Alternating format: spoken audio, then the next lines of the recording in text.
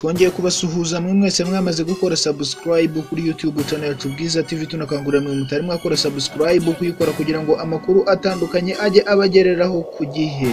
Umunyarwandakazi Judith Hiad uba mu gihugu cya Uganda arimo arashakishwa na polisi y'icyo gihugu nyuma yuko ashyiriye amafoto y'urukozasoni ku mbuga nkoranyambaga. Uyu mubyeyi w'abana babiri akaba yari itandukanyije n'ayo mafoto, akavuga ko yababajwe nayo ko aho kwamamaza ibikorwa by'imideli yari arimo mu Bufaransa ahubwo bihutiye kumukoza isoni bashyira amafoto ye hanze. Aya mafoto akimara kugera hanze, Judith Hiad akaba yaratangaje ko uwo yashyize hanze ari umugomena ndetse ko icyo yaragambiriye ari ukumwicira izina. Icyo usabwa kugira ngo ukurikirane amakuru nk'aya ngaya ndetse n'andi atandukanye no gukora subscribe kuri YouTube channel yacu Bwiza.TV, ubona amakuru atandukanye akazajya kugereraho ku gihe.